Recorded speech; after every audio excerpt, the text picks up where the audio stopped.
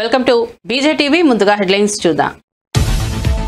సచివాలయంలో అగ్ని ప్రమాద స్థలాన్ని పరిశీలించిన సీఎం చంద్రబాబు. సచివాలయంలోని 2వ బ్లాక్ లో అగ్ని ప్రమాదం, బ్యాటరీలు ఉంచే ప్రాంతంలో చెలరేగిన మంటలు. ప్రమాదంపై అధికారులను అడిగి తెలుసుకున్న సీఎం.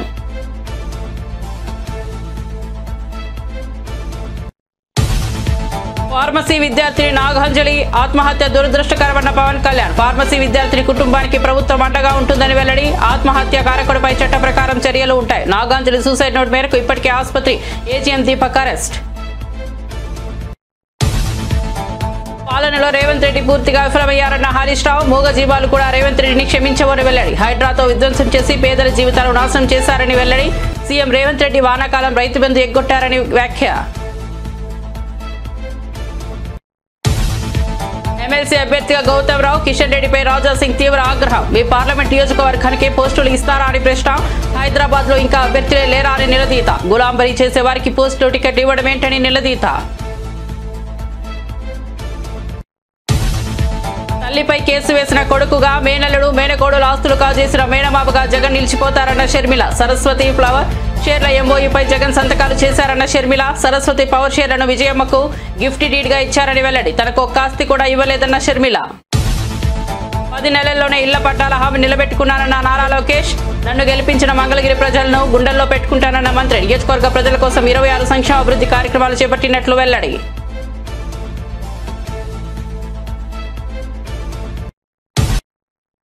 ఇక వార్త వివరాల్లోకి వెళ్తే ఏపీ సచివాలయంలోని 2వ బ్లాక్ లో శుక్రవారం ఉదయం అగ్ని ప్రమాదం జరిగిన విషయం తెలిసిందే. 2వ బ్లాక్ లో బ్యాటరీలు ఉంచే ప్రాంతంలో అగ్ని ప్రమాదం జరిగింది. సమాచారం అందుకున్న అగ్నిమాపక సిబ్బంది వెంటనే ప్రమాద స్థలికి చేరుకుని మంటలను అదుపులోకి తెచ్చారు. అయితే ప్రమాదం జరిగిన ప్రదేశాన్ని సీఎం చంద్రబాబు నాయుడు పరిశీలించారు. అగ్ని ప్రమాదం ఎలా జరిగిందనే విషయాన్ని అడిగి తెలుసుకున్నారు. ఈ ప్రమాదానికి గల కారణాలను ముఖ్యమంత్రికి CS Vijayanand, DGP Harish Kumar Gupta, GAD secretary Mukesh Kumar Meena, fire DG Madireddy Pratap వివరించారు. ఈ సందర్భంగా ప్రమాదం ద్వారా జరిగిన ఆస్తి నష్టంపై అధికారుల వద్ద సీఎం ఆరా తీసినట్టు తెలుస్తోంది. రాజమహేంద్రవరంలో ఫార్మసీ విద్యార్థిని నాగాంజలి బలవన్మరణం దురదృష్టకరమని డిప్యూటీ సీఎం పవన్ కళ్యాణ్. ఆమె ఆత్మహత్యకు కారణం వ్యక్తిపై చట్టపరంగా చర్యలు ఉంటాయని తెలిపారు. విద్యార్థిని సూసైడ్ నోట్ ప్రకారం ఇప్పటికే ఆసుపత్రి ఏజీఎం దీపక్ ను పోలీసులు అరెస్ట్ చేశారని పవన్ చెప్పారు. రాష్ట్రంలోని విద్యార్థినులు మహిళల రక్షణ కోసం ప్రభుత్వం చర్యలు తీసుకుంటోందని తెలిపారు. బలవన్మరణానికి పాల్పడిన విద్యార్థిని నాగాంజలి కుటుంబానికి ప్రభుత్వం అండగా ఉంటుందన్నారు. తెలంగాణ ముఖ్యమంత్రి రేవంత్ రెడ్డి పాలనపై మాజీ మంత్రి హరీష్ రావు తీవ్ర విమర్శలు చేశారు. పాలనలో రేవంత్ రెడ్డి పూర్తిగా విఫలమయ్యారని, హైడ్రా యంత్రాలతో పేదల ఇళ్లు కూల్చి వారి జీవితాలను నాశనం చేసిన విధానాన్ని హరీష్ రావు తీవ్రంగా తప్పుపట్టారు. వానాకాలం రైతు బంధు నిధులను ఎగ్గొట్టి రైతులకు తగిన న్యాయం చేయకపోవడం అత్యంత బాధాకరమని పేర్కొన్నారు. ఈ విధంగా రైతులను, పేదల జీవితాలను తుంచేసిన పాలనను మూగజీవాలు కూడా క్షమించవని ఆవేదన వ్యక్తం చేశారు. ప్రజల సమస్యలపై స్పందించకుండా మాటలు, మోసాలతో నడుస్తున్న పాలన ఎక్కువ రోజులు నిలవదని హెచ్చరించారు. కేంద్ర మంత్రి కిషన్ రెడ్డిపై బీజేపీ నేత గోషామహల్ శాసనసభ్యుడు రాజా సింగ్ ఆగ్రహం వ్యక్తం చేశారు. బీజేపీ స్థానిక సంస్థల ఎమ్మెల్సీ అభ్యర్థిగా గౌతమ్ రావును ప్రకటించడంపై ఆయన అసంతృప్తి వ్యక్తం చేశారు. మీ పార్లమెంట్ నియోజకవర్గానికి పదవులు ఇస్తారా అని కిషన్ రెడ్డి హైదరాబాద్ లో ఇంకా బీజేపీ అభ్యర్థులే లేరా అని నిలదీశారు. అధిష్టానానికి సీనియర్ నాయకులు, కార్యకర్తలు ఎందుకో కనిపించడం లేదని ప్రశ్నించారు. మీకు గులాంబరీ చేసేవారికే పదవులు, టికెట్లు ఇవ్వడమేంటని నిలదీశారు. మిగతా నేతలను పక్కన పెడుతున్నారని ఆరోపించారు. కాగా హైదరాబాద్ స్థానిక సంస్థల ఎమ్మెల్సీ అభ్యర్థిగా గౌతమ్ రావును అధిష్టానం ప్రకటించింది. మే 1వ తేదీతో ఎమ్మెల్సీ ప్రభాకర్ రావు పదవీ కాలం ముగియనుంది. దీంతో ఈ స్థానానికి ఏప్రిల్ 23న పోలింగ్, 25న ఓట్ల లెక్కింపు నిర్వహించనున్నారు. తన సోదరుడు వైసీపీ అధినేత జగన్ పై ఏపీ కాంగ్రెస్ చీఫ్ షర్మిల మరోసారి తీవ్ర వ్యాఖ్యలు చేశారు. సరస్వతి పవర్ షేర్ల ఎంఓయూపై జగన్ స్వయంగా సంతకాలు చేశారని చెప్పారు. ఇప్పటి వరకు ఒక్క ఆస్తి కూడా తనకు జగన్ ఇవ్వలేదని తెలిపారు. తమ తల్లి విజయమ్మకు సరస్వతి పవర్ షేర్లను జగన్ గిఫ్ట్ డీడ్ కింద ఇచ్చారని, ఇచ్చిన షేర్లు మళ్లీ తనకే కావాలని పట్టుబడుతున్నారని మండిపడ్డారు. విజయవాడలో మీడియాతో మాట్లాడుతూ ఆమె వ్యాఖ్యలు చేశారు. కన్న తల్లిపై కేసు వేసిన కొడుకుగా, మేనల్లుడు మేనకోడుల ఆస్తులు కాజేసిన మేనమామగా జగన్ చరిత్రలో నిలిచిపోతారని అన్నారు. స్వయంగా ఎంఓయూలో సంతకం పెట్టారు. తన చెల్లెలికి అంటే నా బిడ్డలకి ఈ ఆస్తులు అన్నట్టుగా సంతకం పెట్టారు. ఇంతవరకు కూడా ఒక్క ఆస్తి కూడా నా చేతుల్లో పెట్టలేదు. సరస్వతి సిమెంట్ కు సంబంధించి ఎంఓయూలో అది నా భాగానికి వచ్చింది కాబట్టి దాన్ని జగన్మోహన్ రెడ్డి గారు గిఫ్ట్ డీడ్ చేశాడు విజయమ్మ గారికి, నాకు కాదు. గిఫ్ట్ ఇచ్చేశాక షేర్స్ ని ఇప్పుడు జగన్మోహన్ రెడ్డి గారు తల్లి మీదనే కేసు వేసి ఇచ్చిన షేర్లని నాకు మళ్ళీ వెనక్కి కావాలి అని అడుగుతున్నారు. ఇది జగన్మోహన్ రెడ్డి గారు ఆయన తల్లికి చేస్తున్న మోసం. జగన్మోహన్ రెడ్డి గారు నన్ను ఎఫెక్ట్ చేసే స్థాయి దాటిపోయారు. నన్ను Jagan Reddy does not effect me anymore. నాకు ఆస్తులు ఇస్తాడా ఇవ్వడా అన్నది ఐ డోంట్ కేర్. కాకపోతే జగన్మోహన్ రెడ్డి గారు తల్లి మీద కేసు వేసిన వాడిగా మిగిలిపోతాడు. నా బిడ్డలకి, సొంత మేనల్లుడికి, సొంత మేనకోడలికి ద్రోహం చేసి వాళ్ళ ఆస్తులు ఆక్కున్న వాడిగా మిగిలిపోతాడు. సొంత మేనల్లుడు మేనకోడల ఆస్తి కాజేయటానికి సుబ్బారెడ్డి లాంటి వాళ్ళ చేత ఎన్నైనా అబద్ధాలు చెప్పిస్తారు. సాయిరెడ్డి లాంటి వాళ్ళ చేత కూర్చోబెట్టుకుని ట్యూషన్ ఇచ్చి డిక్టేట్ చేసి మరి ఎన్నైనా అబద్ధాలు చెప్పిస్తారు. ఇక జగన్ రెడ్డికి క్రెడిబిలిటీ ఉందో లేదో వైసీపీ వాళ్ళు ఆలోచన చేస్తారు. జనసేన ఎమ్మెల్సీ నాగబాబు తన తొలి అధికారిక కార్యక్రమంలో పాల్గొన్నారు. పిఠాపురం నియోజకవర్గంలోని గొల్లప్రోలు మండలంలో ఆయన పర్యటించారు. గొర్రబోలు మండల కేంద్రంలో ప్రాథమిక ఆరోగ్య కేంద్రం అన్నా క్యాంటీన్ ను నాగబాబు ప్రారంభించారు. అన్నా క్యాంటీన్ ప్రారంభం సందర్భంగా అక్కడ కొంత ఇబ్బందికర పరిస్థితి ఏర్పడింది. టీడీపీ జనసేన కార్యకర్తలు పోటాపోటీగా నినాదాలు చేశారు. జై వర్మ అంటూ టీడీపీ శ్రేణులు, జై జనసేన అంటూ జనసేన శ్రేణులు నినదించారు. అన్నా క్యాంటీన్ దగ్గర ఏర్పాటు చేసిన ఫ్లెక్సీలలో టీడీపీ నేత వర్మ ఫోటో లేదు. దీంతో ఆయనకు మద్దతుగా టీడీపీ కార్యకర్తలు నినాదాలు చేశారు. ఎవరి పార్టీ జెండాలతో ఆ పార్టీ కార్యకర్తలు హడావిడి చేశారు. మరోవైపు ఈ కార్యక్రమానికి వర్మను ఆహ్వానించినప్పటికీ ఆయన దూరంగా ఉన్నారు. వేరే కార్యక్రమాలు ఉండటం వల్ల క్యాంటీన్ కార్యక్రమానికి తాను రావడం లేదని వర్మ తెలిపారు. ఆంధ్రప్రదేశ్ అసెంబ్లీ ఎన్నికల సమయంలో ఇచ్చిన హామీలను ప్రజాప్రభుత్వం ఏర్పడిన 10 నెలల్లోనే నిలబెట్టుకుంటున్నట్లు మంత్రి నారా లోకేష్ పేర్కొన్నారు. ఈ మేరకు మంగళగిరిలో నిర్వహించిన మన ఇల్లు మన లోకేష్ కార్యక్రమంలో మంత్రి పాల్గొన్నారు. పేదలకు ఇళ్ల పట్టాలు అందజేసిన అనంతరం స్థానికులను ఉద్దేశించి మాట్లాడారు. తనను అత్యధిక మెజార్టీతో గెలిపించిన మంగళగిరి ప్రజలను గుండెల్లో పెట్టుకుని పనిచేస్తానని లోకేష్ చెప్పారు. నియోజకవర్గంలో 26 సంక్షేమ అభివృద్ధి కార్యక్రమాలు చేపట్టామని వివరించారు. మంగళగిరి ప్రజల కోసం అహర్నిశలు కృషి చేస్తున్నట్లు లోకేష్ చెప్పారు. సూపర్ 6 హామీలతో పాటు మంగళగిరి ప్రజలకు తాను ప్రత్యేకంగా ఇచ్చిన హామీలను ఒక్కొక్కటిగా నెరవేర్చే పనిలో ఉన్నట్లు తెలిపారు. ఆనాడు మీకు చెప్పా 3 విడతలుగా ఈ కార్యక్రమం జరుగుతుంది. కొంతమంది సులభంగా చేసినాక ఉంటుంది, అది ప్రభుత్వ నిర్ణయం మేరకు నడుస్తుంది. అది మొదటి విడతలో జరుగుతుందని చెప్పా. రెండవది ఎండోమెంట్ భూములు, ఇంకో పక్కన రైల్వే భూములది ఇంకొంచెం సమయం పడుతుందని చెప్పా. అతి కష్టమైన పని ఈ కాలువ పైన ఉన్న ఇల్లు కానివ్వండి, అటవీ భూమిలో ఉన్న ఇల్లు, అది అందరితో మాట్లాడాలి. 2-3 సంవత్సరాలు పడుతుంది, బట్ నేను చేసి తీరుతానని ఆనాడు హామీ ఇచ్చా. కరెక్ట్ గా 10 నెలలైంది ప్రజా ప్రభుత్వం ఏర్పడి. 10 నెలల్లో మొత్తం ఎన్యూమరేషన్ చేశాం. ఇంటికి కొలతలు తీశారు. అధికారులే కాదు, అన్ని పార్టీలకు సంబంధించిన నాయకులు వచ్చారు, కొలతలు తీశారు, వివరాలు కనుక్కున్నారు. ఆ వివరాలు తెలుసుకున్న తర్వాత నేనే స్వయంగా రెవెన్యూ మంత్రి అనగాని సత్యప్రసాద్ గారితో, గౌరవ ముఖ్యమంత్రి గారితో అనేక సార్లు మాట్లాడి ఏకంగా అది కేబినెట్ కి తీసుకెళ్లి కేబినెట్ లో ఆమోదం తెలిపిన తర్వాతనే ఈ కార్యక్రమం మన ముందర తీసుకెళ్లే పరిస్థితి. మీరందరూ ఒక్కసారి గుండెపై చేపెట్టి ఆలోచించారు. గత 2.5 దశాబ్దాలుగా మీకున్న కళ ఇది. అనేక మంది నాయకులు మీరు కలిశారు. జిరాక్స్ ప్రింటింగ్లకే విపరీతంగా ఖర్చు అయిపోయింది. కాగితాలు ఇచ్చేదానికి ఖర్చు అయింది. అలాంటిది వేదికమైన నాయకులందరం మేము కష్టపడి, మీ దగ్గర ఒక బాటిల్ నీళ్లు కూడా మేము తాగలేదు, మీకోసం కష్టపడి అవినీతి లేకుండా ఈ రోజు మీకు ఇల్లు పట్టాలు మేము ఇస్తున్నాం. పెద్దలు ఇప్పుడే చెప్పారు, దాదాపు మొదటి విడతలో మార్కెట్ విలువ 1000 కోట్లు విలువైన ఆస్తిని ఈ రోజు మీకు శాశ్వతంగా హక్కు కూటమి ప్రభుత్వం అందజేస్తుంది. జీవితంలో మనం తీసుకున్న కొన్ని నిర్ణయాలు మన్నే మార్చేస్తుంది. 2019లో నేను ఒక నిర్ణయం తీసుకున్నాను. నాకు పరిచయం లేని నియోజకవర్గంలో పోటీ చేయాలని. ఆ నియోజకవర్గం పేరే మంగళగిరి. ఆనాడు అతి తక్కువ సమయం ఉన్నందుకు నేనేంటో మీకు అర్థం లేదు, మీ సమస్యలు ఏంటో నేను తెలుసుకోలేకపోయా. నేను వచ్చిన 20 రోజులకి ఎన్నికలు అయిపోయినాయి. 5300 ఓట్లతో ఆనాడు నేను ఓడిపోయా. ఓడిపోయిన రోజు బాధ కలిగింది. రెండో రోజు నుంచి ఆ బాధ, ఆవేదన నాలో కసి పెంచింది. ఇంకా కష్టపడాలి, మంగళగిరి ప్రజల మనసు గెలుచుకోవాలి. ఏ మెజార్టీ అయితే ఓడిపోయానో దాని పక్కన ఒక 0 పెట్టుకుని గెలవాలి ఆ లక్ష్యంతో ఓడిపోయిన మరుసటి రోజు నుంచి నేను మీకోసం పనిచేశాను. తెలుగుదేశం పార్టీ నాయకత్వంతో దాదాపు 26 సంక్షేమ అభివృద్ధి కార్యక్రమాలు మంగళగిరి ప్రజల కోసం మేము చేస్తాం జరిగింది. మీకు ఆరోగ్యం బాగాలేకపోతే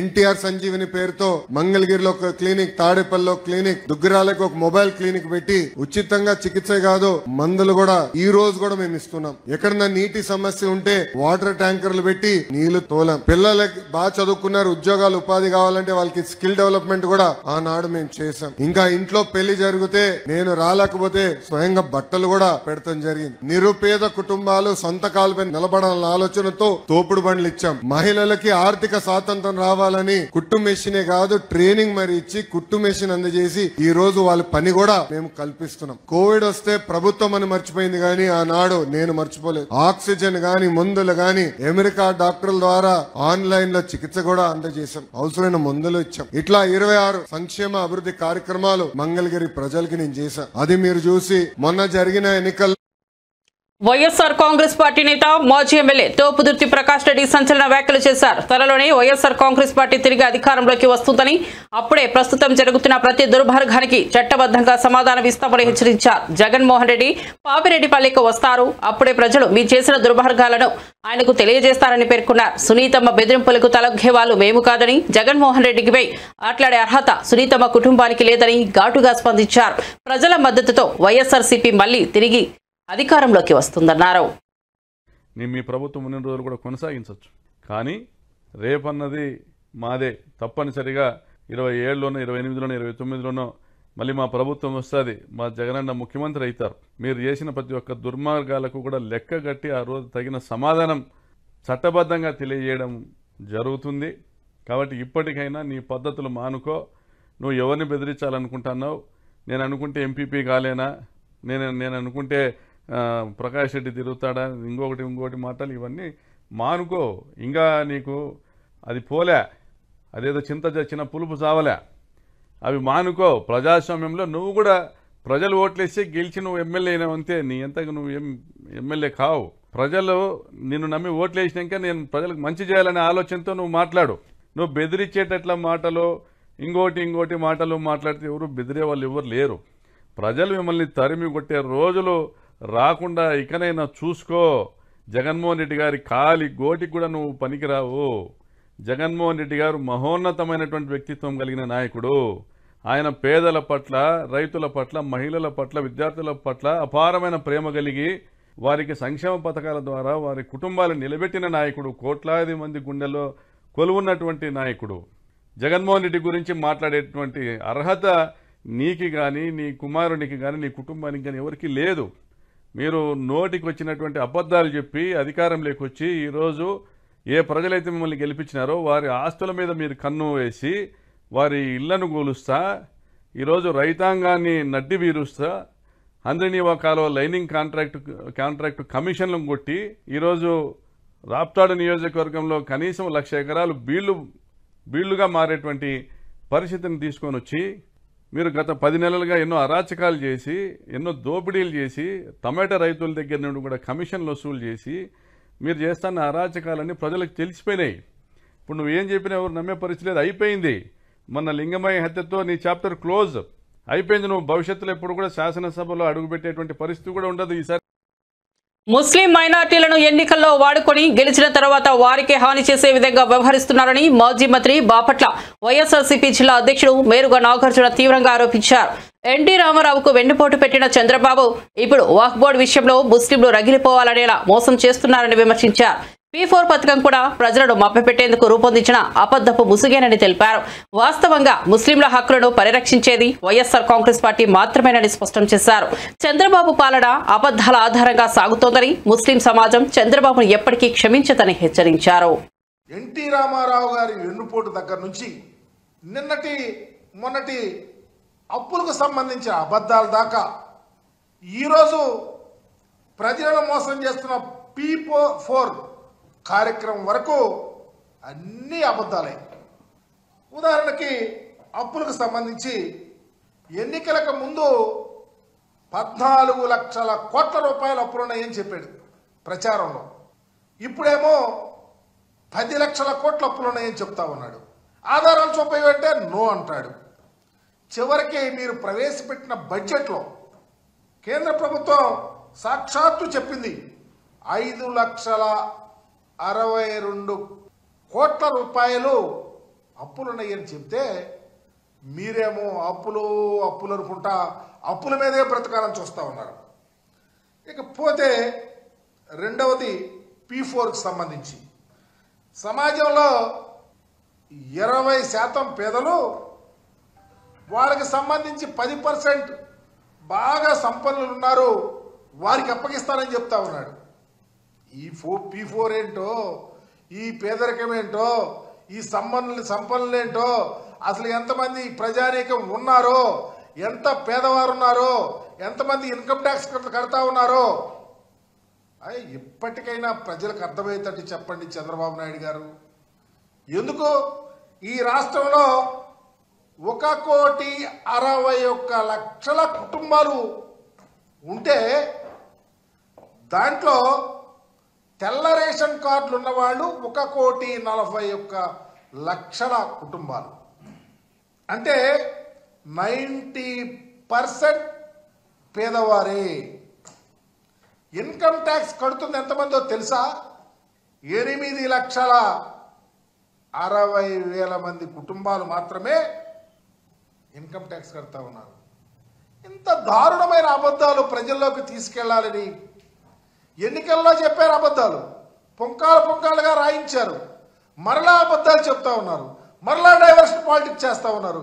చివరికి ముస్లిం మైనారిటీ హైదరాబాద్ నగరంలోని కేపీహెచ్బీ కాలనీలో Tollywood senior hero Nandamuri Balakrishna, star heroine Meenakshi Chaudhary సందడి చేశారు. శుక్రవారం కేపీహెచ్బీలోని రోడ్ నెంబర్ 1లో ఓ ప్రైవేట్ కార్యక్రమానికి హాజరయ్యారు. ఇది తెలుసుకున్న అభిమానులు వందలాది మంది అక్కడికి చేరుకున్నారు. వీరి రాకతో ఆ ప్రాంగణం అంతా రద్దీగా మారింది. అభిమానులకు అభివాదం చేస్తూ హీరో హీరోయిన్ లోపలికి వెళ్లారు. దాంతో వారిని చూసేందుకు ఫ్యాన్స్ ఎగబడ్డారు. ఫోటోలు వీడియోలు తీసుకునేందుకు పోటీ పడ్డారు. చంపేస్తానండి. ఇక్కడేమో ఏ చీర విడేసుకున్నా చీరకి అంత వస్తుంది. అలాగే ఈవిడ ఏం చేస్తే ఒక ప్రత్యేకత ఉంటుంది. సినిమాకి ఆవిడ పాత్రలు అంటే ఆంధ్రప్రదేశ్లోని రిజిస్ట్రార్ కార్యాలయాల్లో స్లాట్ బుకింగ్ విధానాన్ని మంత్రి అనగాని సత్యప్రసాద్ ప్రారంభించారు. తొలి విడతలో భాగంగా 26 జిల్లాలోని ప్రధాన రిజిస్ట్రార్ కార్యాలయాల్లో ఈ విధానాన్ని అందుబాటులోకి తీసుకొచ్చారు. మిగిలిన కార్యాలయాల్లో ఈ నెలాఖరులోగా దశాల వారీగా ప్రారంభించనున్నారు. ఈ సందర్భంగా మంత్రి సత్యప్రసాద్ మాట్లాడుతూ పేదలకు న్యాయం జరగాలన్న లక్ష్యంతో పని చేస్తున్నామన్నారు. వ్యాపారులు ప్రజల శ్రేయస్సు దృష్ట్యా నిర్ణయాలు తీసుకున్నట్లు చెప్పారు. ప్రజలకు సులభతర విధానాలు అందుబాటులోకి తీసుకొస్తున్నట్లు వివరించారు. ఇలాంటి కొత్త సంస్కరణల వల్ల అవినీతికి తావుండదని పేర్కొన్నారు.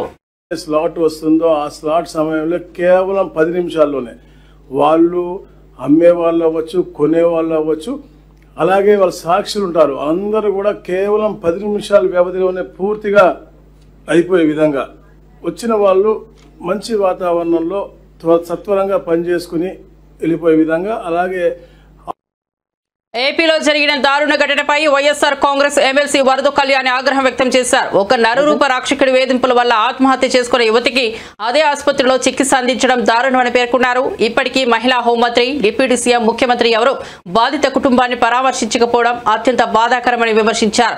మహిళల భద్రతపై కూటమి ప్రభుత్వం నిర్లక్ష్యంగా వ్యవహరిస్తోందని, ఇకనైనా మహిళలపై జరుగుతున్న అఘాయిత్యాలకు కట్టడి పెట్టి బాధిత కుటుంబాలకు న్యాయం చేయాలని డిమాండ్ చేశారు. మనకు క్లియర్గా కనిపిస్తూ ఉంది. ఎంత దారుణం అంటే ఒక ఆడపిల్ల ఆ ఏజిఎం దీపక్ వలన అతని వేధింపుల వలన ఆత్మహత్య చేసుకున్నాను అని చెప్పి సూసైడ్ నోట్లో క్లియర్గా రాసినా కూడా అదే కిమ్స్ హాస్పిటల్లో ఈమెకి ఈ 12 రోజులుగా వైద్యం చేయడం అంటే ఆమెకి ఎక్కడ సరైన వైద్యం అందుతుంది అని నేను అడుగుతూ ఉన్నాను. ఎందుకంటే ఏజిఎం దీపక్ అనే వ్యక్తి అదే కిమ్స్ హాస్పిటల్లో పనిచేస్తూ ఉన్నాడు. అదే కిమ్స్ హాస్పిటల్లో ఈమె సూసైడ్ చేసుకుంది. ఇంకా ఆమెకి న్యాయం ఎక్కడ జరుగుతుంది? ఇన్ని రోజులైనా 12 రోజులైంది. 23వ తేదీ ఆమె ఆత్మహత్య చేసుకుంది. ఈరోజు ఆవిడ చనిపోవడం జరిగింది. ఇన్ని రోజులైనా ముఖ్యమంత్రి గారు కానీ, డిప్యూటీ సీఎం గారు కానీ, అలాగే హోమ్ మినిస్టర్ గారు కానీ, ఒక మహిళ అయ్యుండి కూడా హోమ్ మినిస్టర్ గారు కానీ కనీసం ఈ విషయం మీద స్పందించారా? మెరుగైన వైద్యం అందుతుందా లేదా కనీసం కనుక్కున్నారా?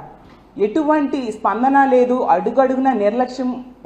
ఎంతగా వీళ్ళకి మహిళల పట్ల చులకన భావం ఉంది అనేది అర్థమవుతుంది. ముఖ్యమంత్రి గారు చంద్రబాబు నాయుడు గారు ఆడపిల్లలకి ఈ రాష్ట్రంలో కనుక ఎవరైనా అన్యాయం చేస్తే అదే వాళ్ళకి ఆఖరి రోజు అంటూ మాట్లాడుతూ ఉన్నారు. మరి ఈ ఫార్మసీ విద్యార్థి విషయంలో ఏం చేశారు ముఖ్యమంత్రి గారు? మీరు పక్కనే పోలవరం సందర్శించడానికి వెళ్ళారు ఈ 12 రోజుల్లో. మరి ఈ అమ్మాయిని చూడడానికి వెళ్ళడం కానీ, కుటుంబానికి ధైర్యం చెప్పడం కానీ ఎందుకు మీరు చేయలేదు? అలాగే డిప్యూటీ సీఎం గారైన పవన్ కళ్యాణ్ గారు అయితే ఆడపిల్లలకి అన్యాయం జరిగితే తాట తీస్తానని చెప్పారు. మరి పక్క జిల్లాయే కదా మీది, మీ నియోజకవర్గం. మరి రాజమండ్రిలో ఈ అమ్మాయికి ఎంత అన్యాయం జరిగితే ఆమె లెటర్లో ఎంత దారుణంగా అతను వేధించాడు అనేది అంత చక్కగా ఆమె రాసిపెట్టి చనిపోతే మరి మీరు ఎక్కడ ఆ దీపక్ తాట తీశారు? కనీసం ఆ కుటుంబానికి పరామర్శ చేయడానికైనా వెళ్ళారా మీరు? తిరుమల కొండపై అక్రమాలు జరుగుతున్నా పవన్ కళ్యాణ్ మౌనంగా ఉండటం బాధాకరమని టీటీడీ మాజీ చైర్మన్ భూమన కరుణాకర్ రెడ్డి తీవ్రంగా విమర్శించారు. సనాతనని నేను అంటూ చెప్పే పవన్ కళ్యాణ్ తిరుమలలో జరుగుతున్న మద్యం, గంజాయి లాంటి అక్రమాలపై ఎందుకు నోరు మెదపడం లేదని ప్రశ్నించారు. సిమ్స్ ఆసుపత్రిని పాలక మండలి నిర్వీర్యం చేస్తోందని ఆరోపించారు. ఇతర మతస్థులు హిందూ మతంలోకి మారేందుకు తిరుమలలో వేదిక ఏర్పాటు చేయాలనే నిర్ణయం తమ ప్రభుత్వమే తీసుకొచ్చిందని గుర్తు చేశారు. అప్పట్లో ఆ నిర్ణయాన్ని విమర్శించిన పవన్ కళ్యాణ్ ఇప్పుడు మౌనంగా ఉండటం శోచనీయమన్నారు. తిరుమల పవిత్రతను కాపాడడంలో కూటమి ప్రభుత్వం విఫలమైందని ధ్వజమెత్తారు. స్విమ్స్ హాస్పిటల్ ని ఈ పాలక మండలి నిర్వీర్యం చేస్తోంది. దాని మీద మీరు సమీక్ష చేశారా ముఖ్యమంత్రి గారు? మేము ఆ తిరుమల స్విమ్స్ హాస్పిటల్ యొక్క అభ్యున్నతిని కోరి ఇది రాయలసీమలో ఉన్నటువంటి రోగులకందరికీ కూడా మోక్షదాయిని, ప్రాణదాయిని ఇలాంటి హాస్పిటల్ ని మనం పరిరక్షించుకోవాలా, సామాన్యులకు ఇది అందుబాటులో ఉంచాలానని మేము దాన్ని పెద్ద ఎత్తున విస్తరణ కార్యక్రమాలు చేపడితే మీరు దానిని మా మీద ఆరోపణలు మోపి ఆ నిధులన్నింటినీ కూడా రాకుండా చేసేటువంటి ప్రయత్నం చేస్తున్నారు అన్నది నిజం కాదా? ఎక్కడ ఏ విషయంలో మీ పాలనలో ప్రక్షాళన జరిగింది? చివరకు రియల్ ఎస్టేట్ వెంచర్లలో వెంకటేశ్వర స్వామిని ప్రమోటర్ గా టీటీడీ ఆలయాలు కడతామని సాక్షాత్తు ముఖ్యమంత్రి గారే మాట్లాడుతున్నారు అని అంటే ఎలా మీ పాలన ఉంది? సాక్షాత్తు మీకు సంబంధించినటువంటి నిరంతరము మిమ్మల్ని ఆకాశానికి ఎత్తేటువంటి పత్రికే కొండ మీద తిరుమల ఎంత భద్రం, కొండపై ఘటనలతో ఆందోళన అని రాసింది అంటే ఈరోజు మీ హెడ్డింగే అది రాసింది. అది అందులో వరుసగా ఏమేమి జరిగినాయి ఈ 10 నెలల కాలంలో అని వాళ్ళు స్పష్టంగా రాసుకోవటం కూడా జరిగింది. అంటే మీ పాలన అంతా కూడా డొల్లా, మీ ప్రక్షాళన డొల్లా, మీరు మాటలు మాట్లాడడమే తప్ప చేతలలో ఏ రకమైనటువంటి అభ్యుదయము లేదు, సుపరిపాలన లేదు, కొండను ఏ రకంగానూ మీరు ప్రక్షాళన చేయటం లేదు. వక్ఫ్ సవరణ బిల్లుకు వ్యతిరేకంగా పార్లమెంట్లో గలమెత్తిన పార్టీ వైఎస్ఆర్సీపీ ఒకటేనని మాజీ ఎమ్మెల్యే మహమ్మద్ అబ్దుల్ హఫీజ్ ఖాన్ స్పష్టం చేశారు. మైనార్టీల హక్కులను పరిరక్షించేందుకు వైఎస్ జగన్ ఇచ్చిన మాటకు కట్టుబడి ఎంపీలో లోక్సభ, రాజ్యసభలో వ్యతిరేకంగా మాట్లాడారని గుర్తు చేశారు. ఎన్నికల సమయంలో మైనార్టీలకు మద్దతు అంటూ టీడీపీ, జనసేన నాయకులు రాజీనామా చేస్తామన్న మాటలు ఇప్పుడు పార్లమెంట్లో బిల్లుకు మద్దతు ఇచ్చిన తీరుతో తుడిచిపెట్టుకుపోయాయని విమర్శించారు. పైగా వైఎస్ఆర్సీపీపై దుష్ప్రచారం చేయడం సిగ్గుచేటని అభిప్రాయపడ్డారు. అని చెప్పడం జరిగింది. ఈరోజు ఎన్ని కష్టాలున్నా, ఎన్ని ఇబ్బందులున్నా, ఎలాంటి వాతావరణం ఉన్నా, రాజకీయ వాతావరణం ఉన్నా, ఇబ్బందులకు గురి చేసే రాజకీయ వాతావరణం ఉన్నా, నేను ఏదైతే మాట ఇచ్చినానో ఆ మాటకి నిలబడి ఉంటానని చెప్పి లోక్సభలో వ్యతిరేకంగా ఓటు వేయడం జరిగింది, రాజ్యసభలో వ్యతిరేకంగా ఓటు వేయడం జరిగింది. కానీ తెలుగుదేశం పార్టీ ఎమ్మెల్యేలు, ఎంపీలు కూడా ఇదే మాట చెప్పడం జరిగింది. ఎక్కడి వరకు చెప్పారంటే ముస్లిం మైనార్టీలకు సంబంధించిన ఏ వ్యతిరేకమైన బిల్లు తీసుకొని వస్తే మేము అసలు రాజీనామాలు చేస్తామని కూడా చెప్పడం జరిగింది ఎంతో మంది ఎమ్మెల్యేలు, ఎంపీలు. చంద్రబాబు నాయుడు గారు అయితే 600 అయిపోయినా ఏమన్నా కానీ నేను మాత్రం మీకు అండగా నిలబడతానని చెప్పడం జరిగింది. అంతేకాదు వారం 10 రోజుల క్రితము ఇఫ్తార్ పార్టీలో కూడా అదే మాట చెప్పడం జరిగింది. కానీ ఏం చేశారు? లోక్సభలో ఏం చేశారు? రాజ్యసభలో ఏం చేశారు? It's a black day in the politics. ఈ రైట్ టు ఈక్వాలిటీ కానీ, right to freedom of religion కి కానీ అణిచివేసి అన్కాన్స్టిట్యూషనల్ బిల్ తీసుకొని వస్తే ఆ అన్కాన్స్టిట్యూషనల్ బిల్ ని సపోర్ట్ చేసిన మనిషి ఈరోజు చంద్రబాబు నాయుడు గారు, తెలుగుదేశం పార్టీ. మళ్ళీ దానికి డైవర్ట్ చేసుకోవడానికి ఏ మనిషి అయితే ఈరోజు మైనార్టీల కోసమో నిలబడుతున్నాడో ఆ మనిషి పైన కూడా దుష్ప్రచారం చేయాలని చెప్పి జగన్మోహన్ రెడ్డి గారి పైన, వైఎస్ఆర్ కాంగ్రెస్ పార్టీ పైన తెరలేపింది తెలుగుదేశం పార్టీ. మేము విప్పు జారీ చేయలేదు, మా ఎంపీలు పోలేదు, మా ఎంపీలు ఓటు వేయలేదు. అరే బాబు, లోక్సభలో గాని రాజ్యసభలో గాని మా ఫ్లోర్ లీడర్స్ నిలబడి మరి మేము ఎందుకు వ్యతిరేకిస్తున్నామని చెప్పి క్లియారిటీగా చెప్పడం జరిగింది. విప్పు జారీ చేయలేదని చెప్తున్నారు కదా, మీరు చూసుకోండి. రాజ్యసభలో విప్పు జారీ చేయలేదా? రాజ్యసభలో విప్పు జారీ చేసినాం, మీకు ఓటు అగేన్స్ట్ చేసినాం.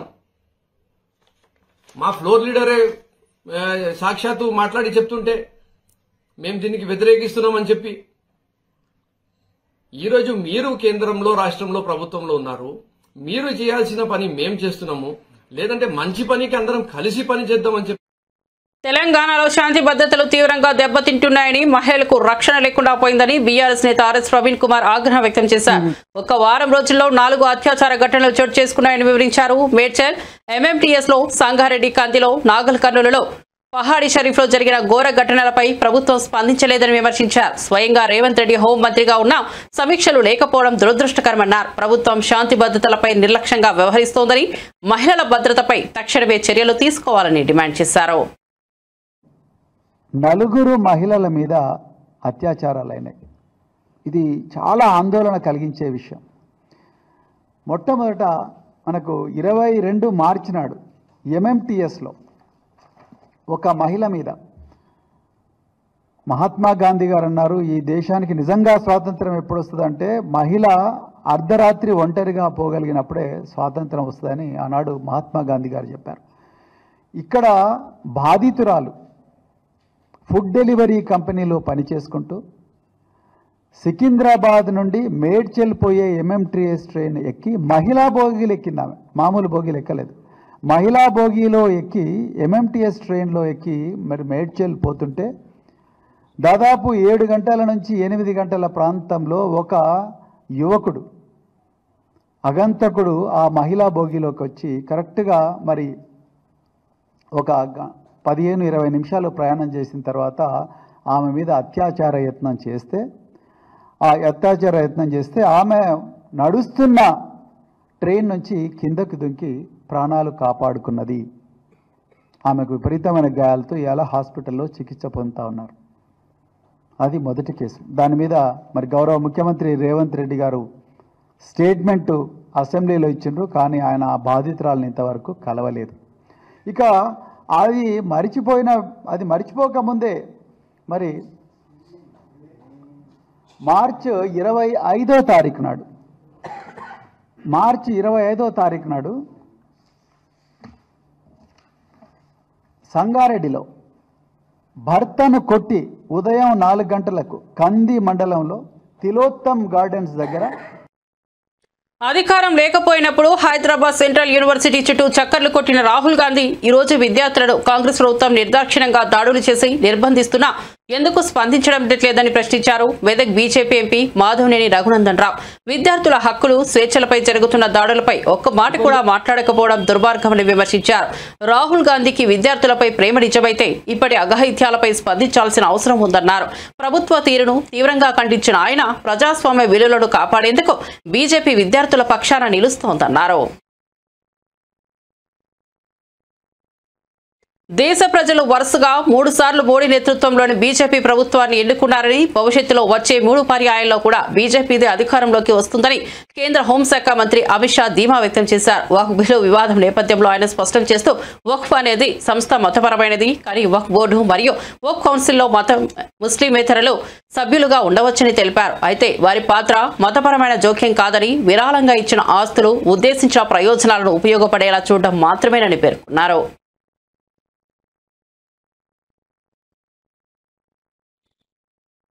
इसके आधार पर काम करते हुए आए हैं और जातिवाद और तुष्टीकरण की राजनीति कर अपने परिवार की पॉलिटिक्स को आगे बढ़ाए हैं।